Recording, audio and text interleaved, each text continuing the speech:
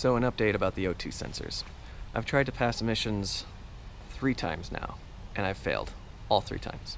And it's the same codes. The check engine light is off, but the ECU is holding on to the P0104 code, which is the oxygen sensor not ready, and a couple of other ones.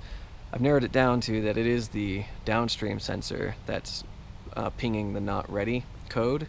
So at this point I have no idea what to do. It might be an electrical issue. It could just be that the harness isn't connected somewhere, or that there's a short.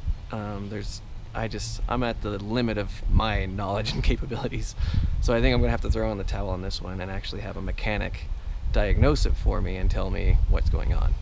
So unfortunately, I'm not gonna be able to DIY my way out of this one. So that's nice. And as far as the O2 sensor drama goes, yeah, it sucks that I had to take it to my mechanic and admit defeat. And it cost about $400 to get the problem solved. But I don't feel too bad about it, honestly, because the point of the Miata isn't to have some like daily driver car. It's really just to learn how to work on cars and how to build cars. And when I started, I knew absolutely nothing about exhaust systems. And I've ended up taking apart this exhaust system 4 times now. And I know quite a bit about exhaust systems now, which is pretty awesome.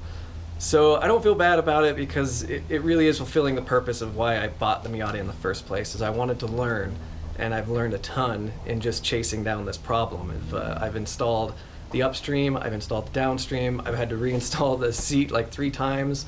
You know, trying to do that, I had to replace the seat mounting bracket, which I wasn't planning on, but I learned a lot there.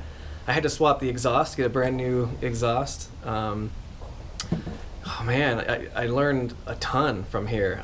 It was essentially from the header back. I know quite a bit about Miata exhaust from now. So yeah, I don't feel bad. It was a good learning experience, and I know I'm going to discover a lot more, which is going to be really cool. I'm looking forward to it. So on to the next thing. Hopefully it's not a 3-month battle like the O2 sensors were. So here we go.